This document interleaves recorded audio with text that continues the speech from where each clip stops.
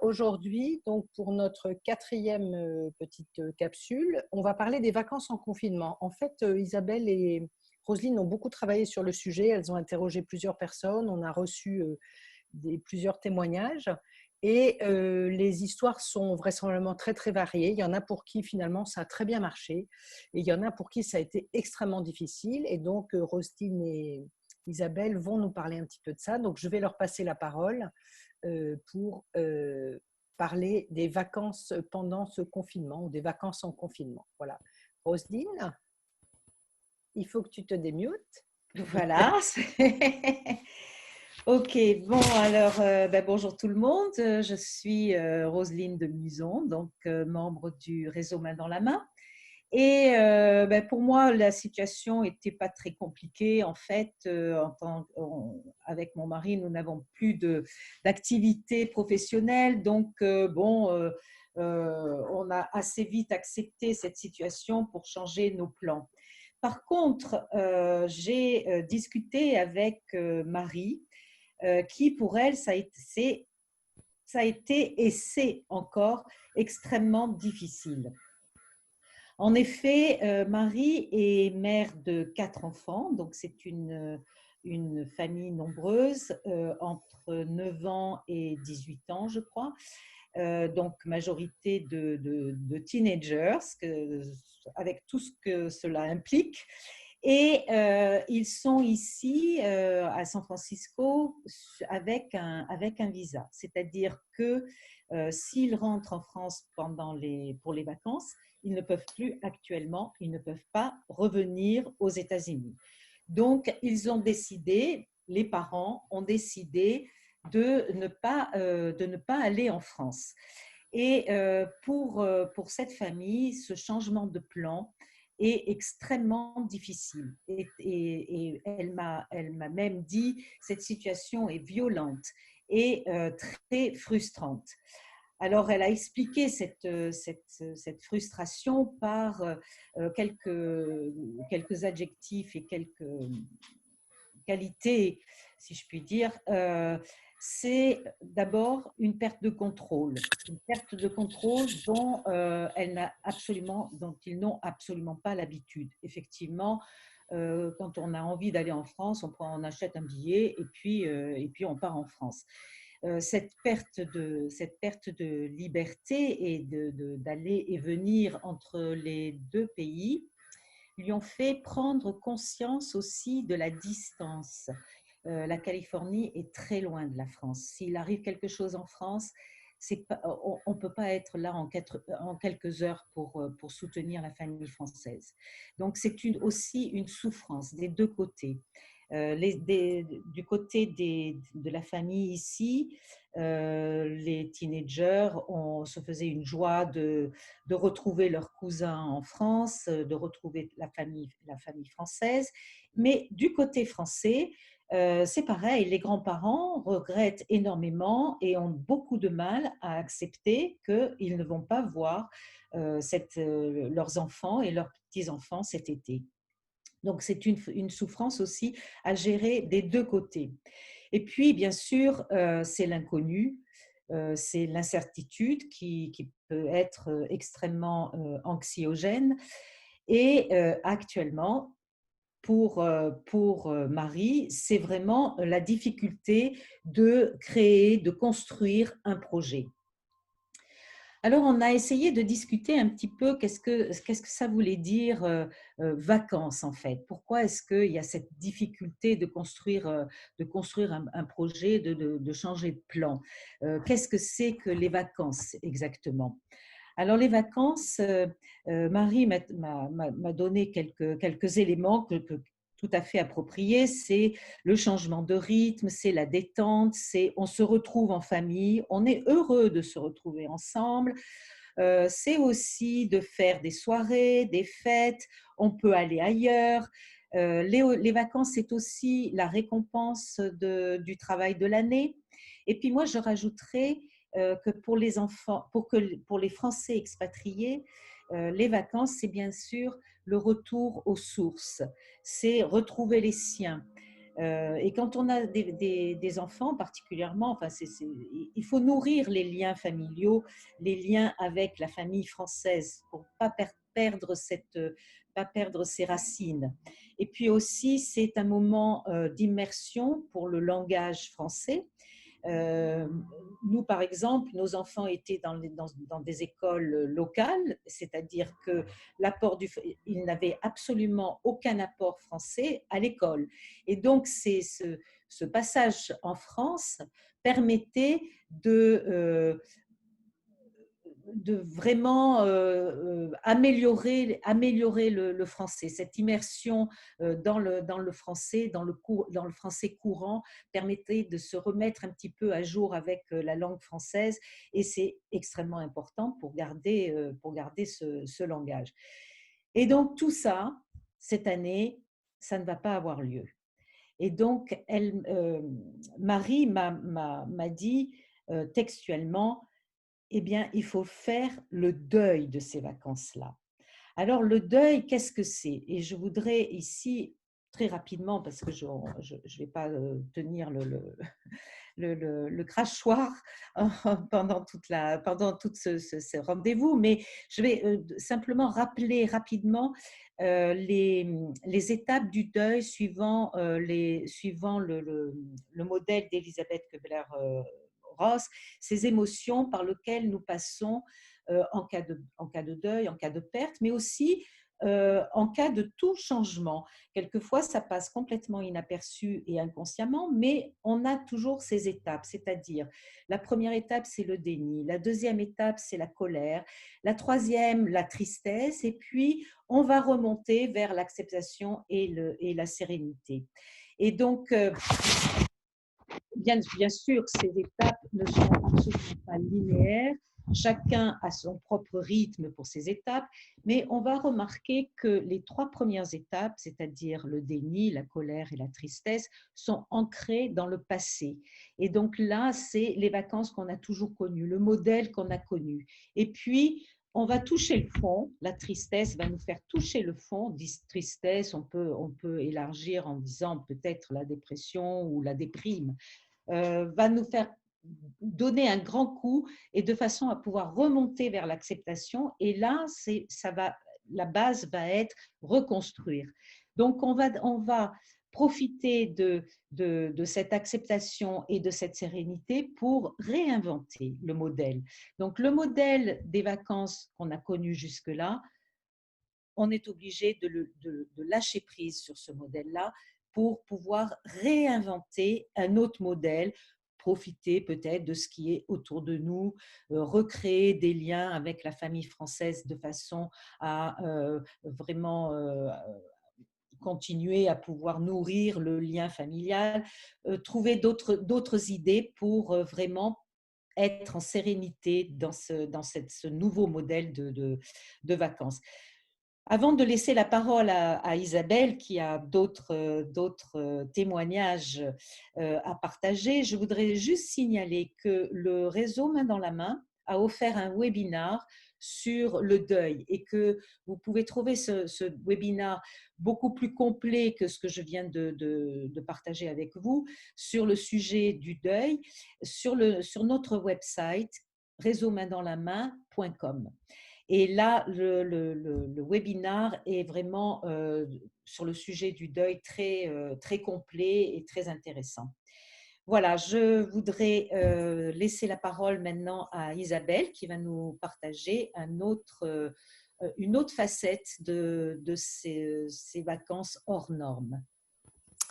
Bonjour à tous, donc je suis Isabelle et je fais également maintenant partie du réseau Main dans la main, ce qui me réjouit beaucoup. Voilà, donc je vous apporte aujourd'hui le témoignage de Baudouin. Donc la situation est voilà, dans un modèle qui n'a rien à voir avec ce qui a pu être évoqué là. Cet été, Baudouin a toujours, mais un projet qui était... Pardon, c'était une alarme. Et il a un projet qui est de grande envergure et qui est un projet de départ pour quelque chose de beaucoup plus grand. Et donc, il avait prévu pour cet été alors il appelle ça un Sustainability Awareness Bike Ride. Voilà, donc j'ai un anglais absolument génial, j'adore parler anglais devant les Français. Donc il devait traverser, son projet s'appelle Bay to Bay, il devait traverser tous les États-Unis depuis la côte ouest jusqu'à la côte est pour créer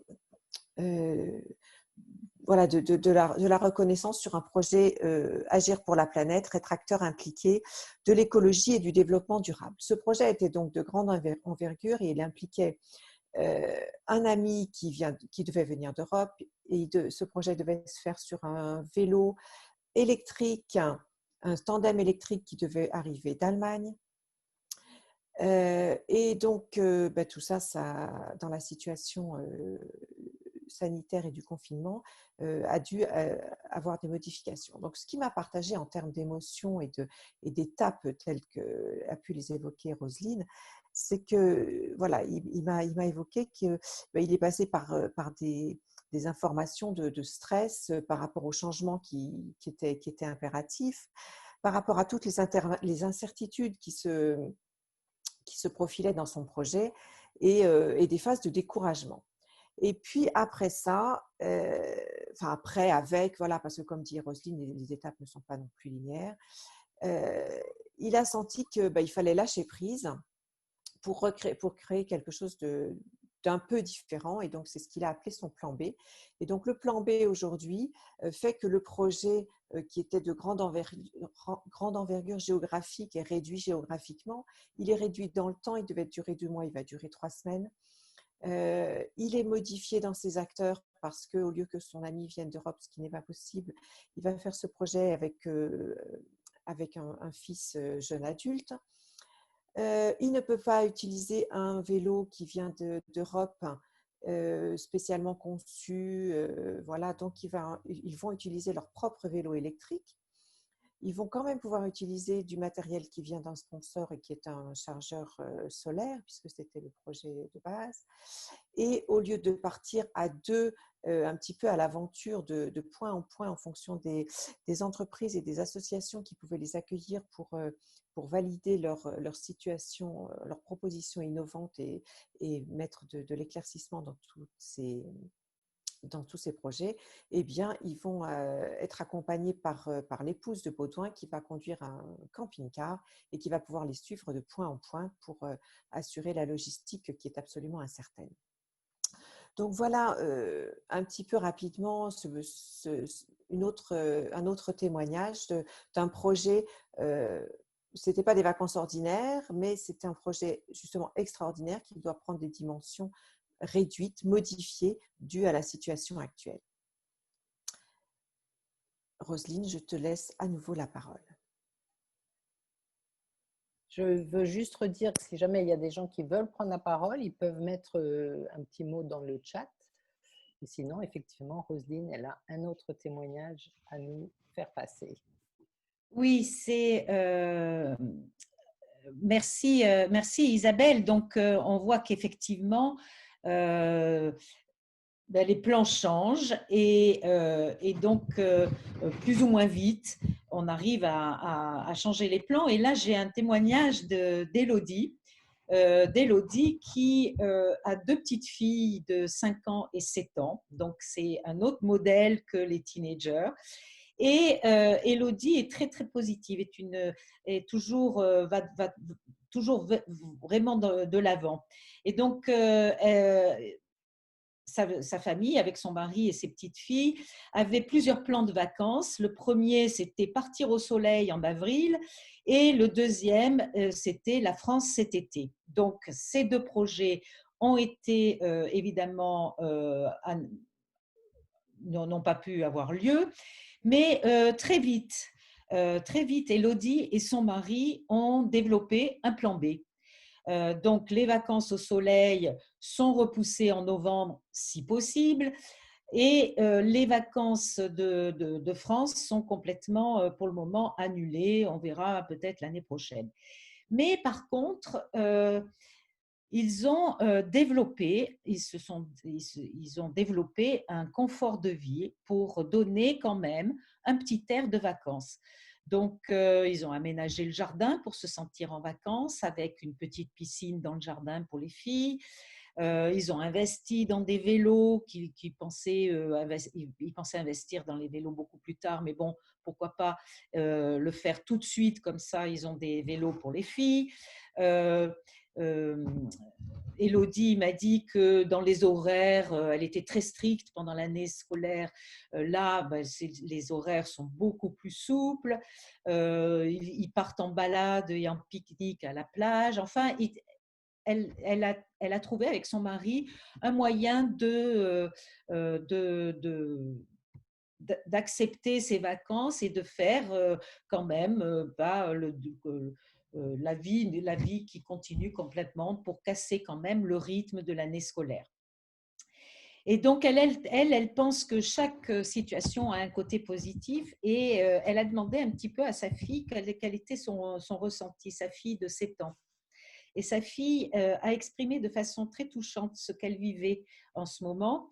Elle a dit à sa mère, je suis excitée parce que c'est les vacances, je suis triste de ne pas aller en France et de ne pas voir mamie, mais je suis heureuse de profiter d'être tous les quatre. Voilà le témoignage d'Élodie. Et je crois que Isabelle, tu as aussi un témoignage assez positif que tu vas peut-être partager maintenant. Oui, tout à fait. C'est vraiment sympa, ces petits mots d'enfant et cette capacité à dire ses émotions. Donc, moi, je vais vous apporter le témoignage de Pascal, qui est quelqu'un voilà, qui est assez positif aussi, qui est une femme positive et très active, et qui, depuis le début du confinement, a dit de toute façon, il y a une chose que j'ai comprise, enfin, il y a deux choses que j'ai comprises. C'est que la seule certitude dans cette période, c'est l'incertitude. Et que, voilà, elle me dit textuellement, quand j'ai compris que quand maman allait bien, la famille allait bien. Et donc, quand on n'a pas de choix, il vaut mieux s'adapter. Il faut choisir de ne pas verser dans l'inquiétude. Donc ça, ce sont ces mots. Et donc, qu'est-ce que ça donne concrètement par rapport à l'appréhension de l'été? Eh bien, chez Pascal, il y a carrément trois versions, trois plans en fonction de la certitude de l'incertitude, ou voilà, enfin, comment les choses vont pouvoir évoluer dans le temps à chaque moment.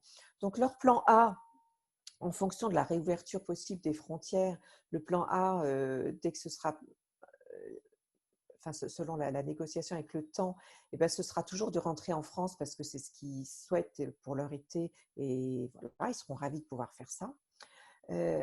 Si les frontières ne sont pas réouvertes, mais que néanmoins le shelter in place est suffisamment assoupli, ce qui semble être la voie vers laquelle on s'oriente, eh bien, ils ont un plan B. Le plan B, c'est de se déplacer en Californie et de louer avec deux autres familles amies un Airbnb, partir en vacances avec les enfants et voilà, changer d'air, changer d'espace, changer de mode de relation, même si ça n'est pas en France et à l'étranger. Et puis parce que on ne sait effectivement vraiment pas où va la situation en ce moment, il y a aussi un plan C qui dit peut-être que non seulement les frontières ne rouvrent pas, peut-être que non seulement le confinement ne s'assouplit pas et qu'il va falloir rester à la maison.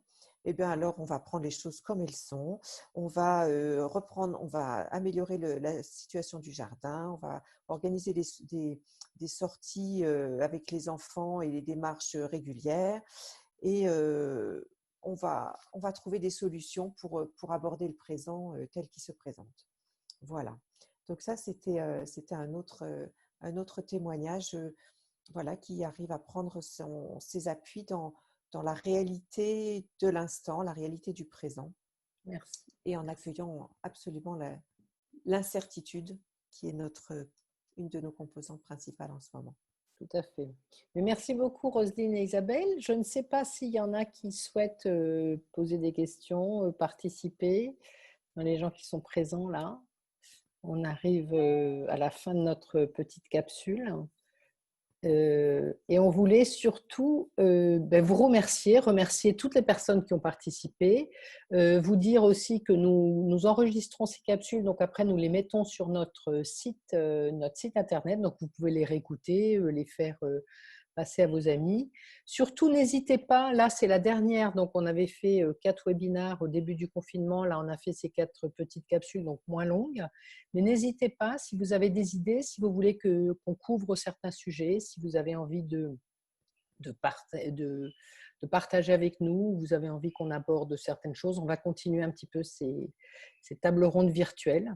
On est ravis de vous savoir parmi vous. Et voilà, et vous souhaitons à tous de bonnes vacances et on ne manquera pas de vous faire part de ce que quelqu'un veut parler. Ah, ben voilà. Elle ne peut pas partir. Ok. Mais vous avez envie de dire quelque chose, Émilie? Émilie a sa fille qui est en classe, donc elle ne peut pas participer à l'Oréal pour ne pas la déranger, mais elle vous remercie pour les témoignages. Je ne sais pas si vous voulez… Non, elle n'a pas de questions. Voilà. Donc voilà. Donc merci beaucoup. Et surtout, n'hésitez pas à nous suivre sur nos réseaux sociaux, donc LinkedIn, Facebook, et sur notre site. Et on va continuer à participer en échangeant avec vous et entre nous pour savoir ce qu'on peut apporter. Voilà. Et faites-nous part surtout de vos besoins. Le réseau de main dans la main a besoin de savoir qu'est-ce qu'on peut vous apporter en plus d'être une cellule d'écoute. Voilà. Donc, merci beaucoup à vous tous. Je vous dis à très bientôt et j'arrête le recording et je vous dis tous à très bientôt. Merci à tous. Merci Isabelle, merci Roselyne. Et je vois Alice qui est parmi nous aussi, qui sommes donc du groupe du réseau Main dans la main. Merci beaucoup à tout le monde. Au revoir. Au revoir. Au revoir.